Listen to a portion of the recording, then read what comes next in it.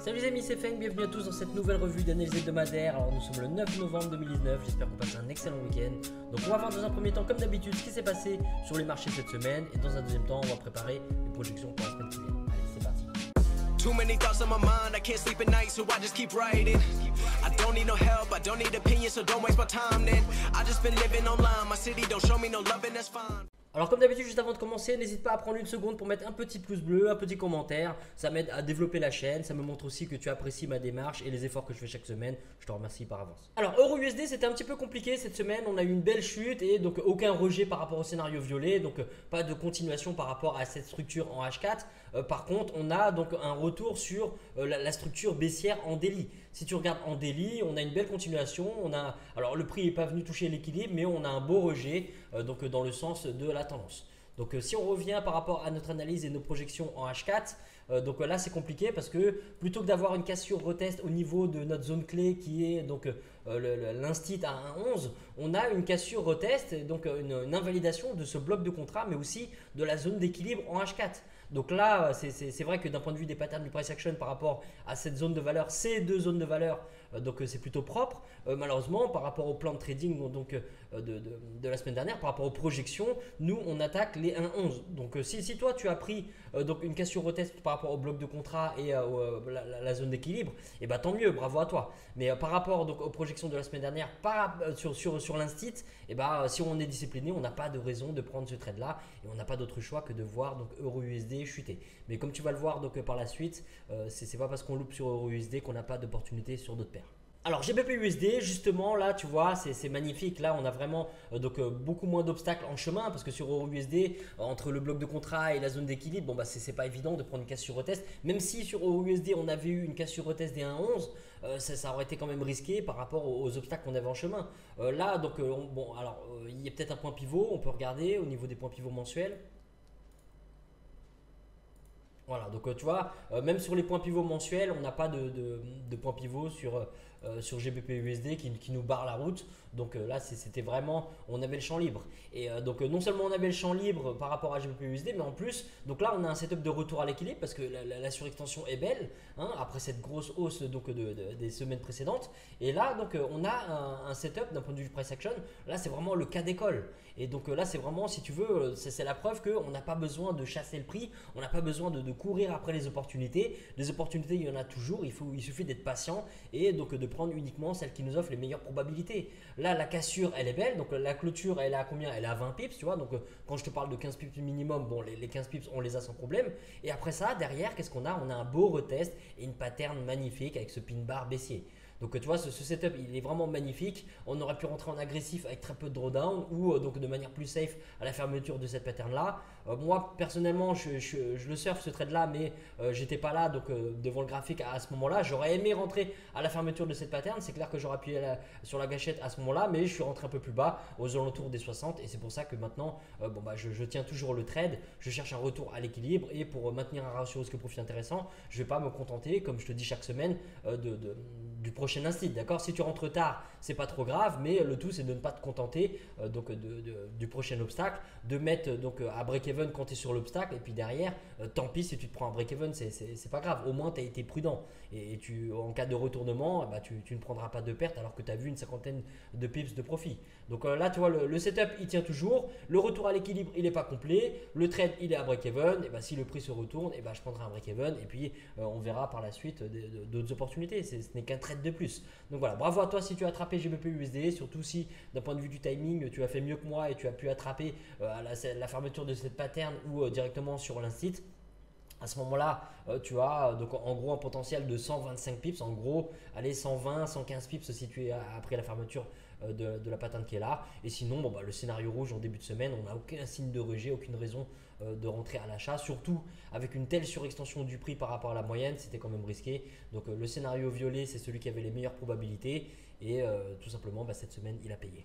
Alors UJ c'était magnifique cette semaine, donc par rapport au scénario vert si tu veux, on n'a pas eu de nouveau rejet des 108, mais par rapport à la semaine dernière, je te disais déjà que là, on a déjà de belles patterns de rejet à la fermeture du marché par rapport au 108. On a une zone de support qui est très très forte. Hein. Point pivot, instit, trendline, zone d'équilibre. Là, ça fait beaucoup. Donc, tu vois, c'est le genre de situation où l'avantage technique, il est en ta faveur. Donc la seule chose qui pouvait gêner, c'est si tu, comme moi par exemple, si tu veux, ce trade là, j'aurais pu en profiter, je ne l'ai pas pris parce que je me focalisais sur le daily. Sur UJ, quand je regarde mon daily, j'ai tout simplement donc un rejet par rapport à l'équilibre, ce qui s'est passé la semaine dernière. On a un setup de mean reversion en suivi de tendance et voilà, à la limite, j'aurais préféré suivre cette tendance sur le daily parce que le time frame daily est toujours plus fort. Mais si toi tu te fies donc à ton H4 par rapport à ce setup là, et tu pouvais attraper donc un beau potentiel de pips cette semaine, surtout que l'entrée elle était déjà valable dès la semaine dernière. Donc en gros en potentiel de pips à partir des 108, donc tu avais quoi? Tu avais à peu près donc 150 pips, 149 pips. D'accord, en agressif, et puis selon les patterns de ton courtier, si tu as pris une pattern, tu avais certainement un potentiel de 130, 140, 120 pips, peu importe, mais largement de quoi te régaler sur ce trade là. Donc voilà, UJ, beau rejet de cette super zone de support. On a un respect du price action. C'est magnifique quand ça se passe comme ça, quand on a des zones de confluence. C'est là qu'on a donc les patterns les probabilités en notre faveur. Maintenant, si tu t'es focalisé sur le daily, il n'y a pas de regret à avoir. Tu n'avais pas de setup et donc tu t'es pas impliqué sur ce trade là. Alors AUD-USD, donc cette semaine quand tu regardes le graphique là, tu dis bon le scénario violet il se passe bien, sauf que c'était pas si évident. Dans un premier temps, le prix il se balade au-dessus, en dessous, au-dessus, en dessous de l'instit et c'est pas clair du tout. On a un shopping market, quand tu regardes de manière horizontale par rapport au prix, on a un genre de range, tu vois, on a une consolidation, on a un haut de range ici, on a un bas de range ici, donc difficile de se positionner par rapport à ces mouvements qui ne sont pas très clairs et toujours autour de cet instit à 69. Quand tu regardes de plus près, alors il y a des petites patterns, mais tu vois c'est pas clair. Là on a un marteau qui est haussier, après qu'est-ce qu'on a d'autre? On a une bougie de force ici, mais après donc le prix repasse en dessous. Là on a des pin bars haussiers, mais le prix il est encore dans cette zone, voire même en dessous. Là après on a une belle englobante baissière, donc tu vois c'est pas évident du tout. Donc quand tu arrives à ce moment là, quand on regarde le graphique dans sa globalité, on se dit bon voilà, j'aurais pris le retest ici, je serais en profit. Sauf que dans la réalité tu as un shopping market qui t'a mis le doute, tu dis bon c'est pas clair du tout. Et puis tu arrives ici, le prix se balade dans cette zone institutionnelle et tu vois peut-être des patterns haussières, mais tu dis bah oui mais des patterns haussières il y en a eu avant, c'est pas pour autant que le prix il est pas redescendu en dessous. Donc tu vois ça c'est pas clair du tout, c'est pas évident. Même si là on voit une chute derrière, on voit des patterns, on voit un inside bar ici, on voit la cassure de la bougie mère ici, tu pourras avoir un petit peu de profit, mais c'est pas évident. D'accord, il faut être objectif quand on regarde AUD-USD cette semaine, c'est pas facile. Quand tu vois vraiment les patterns price action comme ça, t'as pas envie de t'impliquer. T'as pas envie de faire du 50-50, on est là pour avoir les probabilités en notre faveur, donc on veut au moins 55 voire 60%, mais 50-50 on joue pas à ce joueur, on n'est pas des joueurs de casino. Donc voilà, AUD-USD, même si là il semblerait que le scénario violet passe bien, on va rien compter du tout parce que c'est pas évident. On aurait pu tout autant se placer sur un scénario orange. Alors oui, il y a un retour à l'équilibre, c'est vrai, qui est plus probable qu'une nouvelle surextension du prix. Ça c'est clair. Maintenant on a quand même des obstacles avec cette structure haussière en chemin. On a la trendline, donc tu vois, d'un côté tu as la surextension qui est pas terrible, de l'autre côté tu as la structure, donc d'un point de vue du price action qui est respecté, des hauts de plus en plus hauts, des bas de plus en plus hauts, donc tu n'as pas forcément envie de vendre même si tu cherches un retour à l'équilibre. Donc c'est un petit peu ambigu et quand c'est comme ça, on a le luxe, nous en tant que trader particulier, de se tenir à l'écart, rester à l'écart et donc rester exigeant en choisissant uniquement les paires, les setups qui sont clairs pour nous. Alors NZD-USD, lui cette semaine on avait un setup qui n'est pas passé, donc bien sûr ça ne peut pas toujours passer. Le price action c'est comme ça nous offre des probabilités, mais donc aucune certitude, et bien sûr dans un business de probabilité on peut aussi prendre des pertes. Donc là c'est bien aussi de voir les setups si tu veux qui ne passent pas. On a dans un premier temps le prix qui arrive sur l'instit des 64, on a de belles patterns de rejet. Alors là ici tu vois on a un beau pin bar qui fait aussi office d'inside bar par rapport à cette bougie là, cassure de la bougie mère par le haut, donc si tu veux des patterns de rejet on en a, on n'est pas trop loin de l'équilibre, on n'a pas de surextension, on a pas mal de zones de support en dessous, donc pourquoi pas. Ça c'est un setup qui est valable, et si tu as pris à l'achat NZD-USD et que tu as pris une perte, n'aie absolument aucun regret parce que c'est le genre de setup qui sur le long terme paye, et tu verras que l'avantage technique il est là. On a une zone clé, on a des patterns, on a donc une situation qui est favorable par rapport à l'équilibre. Alors c'est vrai que d'un point de vue du contexte du marché, notre zone d'équilibre nous montre bien que la tendance n'est pas très forte, on n'a pas vraiment,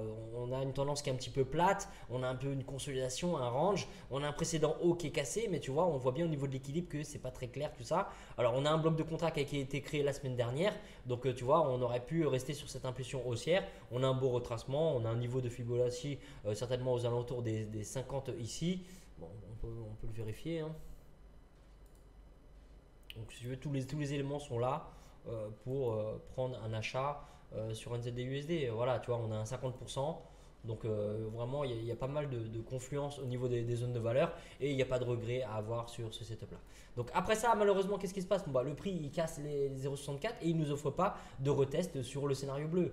Ça aurait été risqué par rapport au bloc de contrat et par rapport à la zone d'équilibre, mais si le setup est propre, pourquoi pas, hein, ça aurait été une possibilité. On voit bien que EURUSD cette semaine n'a pas hésité à chuter et invalider et l'équilibre et le bloc de contrat. Bah, c'est ce qui se passe aussi sur NZD-USD et s'il nous avait offert un retest, et bah, ça aurait été l'occasion pour nous donc de rentrer dans ce trade là et même couvrir la perte qu'il y a eu sur NZD-USD à condition que tu suivais donc ce qui se passait toute la semaine sur cette paire là. Donc voilà, NZD-USD, pas grand chose de plus à dire, pas de possibilité de rentrer sur d'autres setups, le scénario orange qui est valide et qui donc a une issue défavorable et on verra maintenant dans la deuxième partie ce qu'on peut faire sur cette paire la semaine prochaine. Alors USD4, donc si tu veux le marché il ouvre ici, dans un premier temps il arrive sur les 1,32. Alors moi je tenais un sell que j'avais mis en sell limite depuis les 1,32 après cette grosse news là et il me sort à break even, hein. C'est le jeu, c'est comme ça, je me contente pas d'un petit profit, je laisse tourner mon trade et ça arrivera toujours. Donc quand le prix il arrive sur 1,32, qu'est-ce qu'on a? On a une pattern ici. Il ne touche pas vraiment les 1,32, hein, si on regarde de plus près, il touche le bloc. Bon, à 1 pips près, il touche les 1,32. Donc possible que tu sois rentré en agressif ou que tu as tendu cette espèce d'englobante et que tu te prennes une perte derrière et c'est pas méchant. Alors pas forcément une perte, hein, parce que ton stop loss il est certainement derrière l'instit donc des 250 pips qui fait aussi office d'instit intraday, donc tu es en négatif, pas forcément sorti du trade. Tout dépend de ton positionnement de stop. Tu peux peut-être fait sortir, en tout cas c'est valable, les patterns sont là. On a un setup de mean reversion en suivi de tendance, l'équilibre commençait à être un peu plat mais on avait des belles patterns de rejet par rapport à cette zone d'équilibre. On a une belle zone de résistance, le point pivot, l'instit, le bloc de contrat, donc pourquoi pas, c'était jouable et donc c'est pas passé et ça fait partie tout simplement du jeu, c'est comme ça, il faut accepter que dans un business de probabilité on va aussi perdre, le tout c'est de gagner plus que ce qu'on perd. Après ça, donc fin de semaine, on a une cassure des 1,32, on n'a pas de retest, on verra pour la semaine prochaine ce que ça donne. Alors USD-CHF, donc dans un premier temps, le prix arrive sur le 0,99 et là aucune pattern de rejet, même si on a une belle résistance, on aurait aimé voir des patterns de rejet avec toutes les résistances qu'il y a au-dessus, ça aurait été donc un trade en notre faveur, hein, d'un point de vue des probabilités, mais au lieu de ça, le prix il casse complètement, il arrive dans le bloc de contrat. Alors là sur le bloc de contrat, on n'a pas envie de rentrer en vente sur un bloc de contrat, alors que juste en dessous on a l'équilibre, le point pivot et l'instit, ça c'est pas une bonne idée. Nous le setup c'est une cassure retest pour rentrer et là malheureusement tu vois cette pattern là, et bah à peu de choses près, si on avait eu une mèche de quelques pips supplémentaires, on aurait eu une raison de rentrer. Alors il y aurait toujours eu un risque, hein, parce qu'on est en plein dans le bloc de contrat et le trade n'aura pas été forcément favorable ou terminé, parce que là tu vois on aurait un petit peu de profit à la fermeture du marché, mais pas plus que ça, hein, il n'y a rien d'énorme, hein. En rentrant ici tu vois à 25, on aurait quoi? On aurait à peu près 40 pips de profit. Donc voilà, USD-CHF, pas grand chose à dire, pas de raison de rentrer sur le scénario orange. Le scénario bleu, on a une cassure, pas de retest,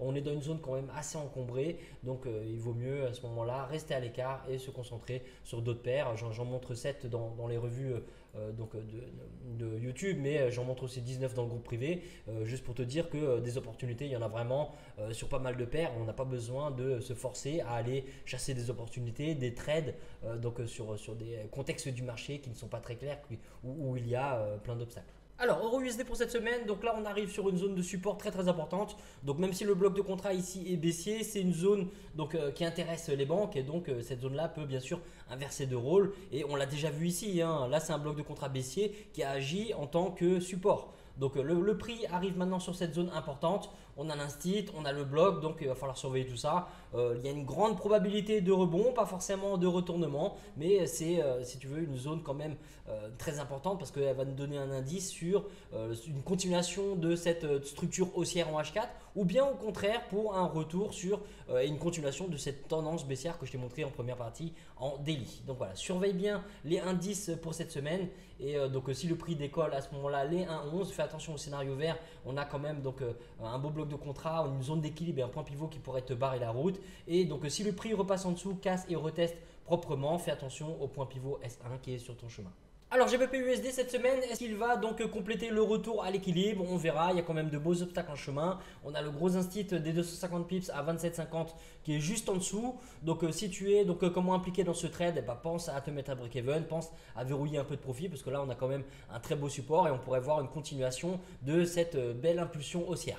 Alors après juste en dessous si tu veux le scénario violet, là ça devient très compliqué. On a le gros bloc de contrat qui est en chemin. Là on a une belle zone de support, donc le scénario rouge il est aussi très probable. Entre le point pivot, la zone d'équilibre et l'instit à 1,27, on a vraiment une belle zone de valeur ici. Donc il faudra surveiller les patterns du price action.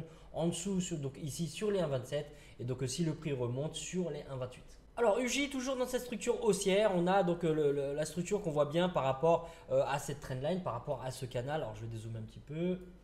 Voilà, donc tu vois, pour l'instant, la structure, elle tient bien. On a des bas de plus en plus haut, on a des hauts de plus en plus haut. Là, on vient d'avoir un nouveau haut. Et donc, pour l'instant, même par rapport à l'équilibre qui pointe vers le haut, on a cette tendance qui est haussière. Donc, on va surveiller le scénario vert. On va faire attention au point pivot qui est en chemin. Ça ne nous empêchera pas de prendre un trade.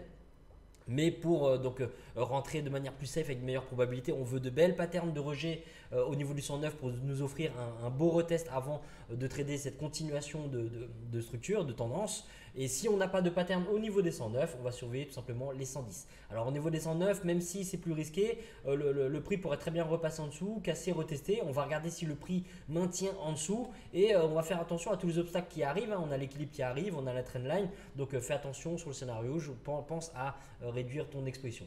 Et si le prix décolle, au niveau des 110, là ça va, on n'a pas trop d'obstacles comme tu peux le voir. Surveille tout simplement tes deux points pivots R2 et R1. Alors AED-USD, donc avec la semaine compliquée qu'on a eue, là le prix pour l'instant il a l'air de bien rejeter les 0,69, il casse la trendline, mais ça reste qu'une trendline, hein. Juste en dessous on a l'équilibre qui pourrait rejeter le prix, on a le point pivot mensuel aussi, et quand tu regardes par rapport au précédent haut, au précédent bas, on est dans cette zone de support-résistance assez importante, donc même si ce n'est pas une zone institutionnelle, on voit bien qu'il y a eu des swings dans le passé et donc le prix pourrait rebondir pour ces raisons-là. Et c'est pour ça donc on ne s'implique pas sur des trades en dehors de nos zones de valeur. Nous on va patienter et on va regarder si le prix nous offre encore de nouveaux rejets au niveau des 0,69. Alors si tu es impliqué dans une vente sur les 0,69, bien sûr fais confiance à ton setup. Là encore un petit peu de profit, tu vas pouvoir protéger ta position à break-even en mettant ton stop à break-even. Mais si tu n'es pas impliqué, attends donc de nouvelles patterns du price action, que ce soit sur les 69 ou les 68 et que ce soit pour un maintien d'une consolidation dans ce range ou bien pour une cassure retest, que ce soit à la hausse ou à la baisse. Alors N7D USD, donc là on approche de l'instit des 0,63, donc pour l'instant on va surveiller nos zones institutionnelles comme d'habitude, les 63 et au-dessus les 64, donc on va surveiller bien sûr les blocs de contrat parce que là on a une belle possibilité de rebond sur ce bloc, mais le bloc il pourrait tout aussi bien être invalidé. À ce moment là on fera attention donc à l'instit des 250 pips et au point pivot mensuel S1, là on a quand même une zone très encombrée par rapport au scénario bleu, et si le prix décolle, à ce moment là, alors dans un premier temps on va voir les réactions par rapport à ce bloc de contrat qui pourrait inverser drôle. On a la zone d'équilibre et le point pivot mensuel, le point central, qui pourrait rejeter le prix. Donc on va pas trader à ce niveau-là, mais ça pourrait nous donner des indices pour la suite. Donc voilà, on surveille tout simplement les 63 et les 64 sur NZD-USD cette semaine. Alors USD4 qui repasse au-dessus de l'instit à 1,32, il invalide le bloc de contrat, il est maintenant au-dessus de la zone d'équilibre. Donc est-ce qu'on va avoir un retest pour un retour en haut du range? Si on regarde en arrière, tu vois, on a un peu un bas de range ici, on a un haut de range ici, on est en plein milieu, donc on va voir. On a une belle impulsion par rapport au bas de range, ça a créé un bloc de contrat, maintenant on est au-dessus des 1,32, donc voilà, on surveille tout simplement les 1,32 et au-dessus si le prix décolle, on surveille les 1,33. Sur un scénario bleu, tu fais attention, comme tu peux le voir, on a un bloc de contrat baissier, on a le point pivot qui peut te barrer la route et on a aussi, comme je viens de te dire, le haut de range. Donc voilà, réduis ton exposition sur le scénario bleu foncé et garde à l'esprit que le price action peut te montrer n'importe lequel de ces scénarios.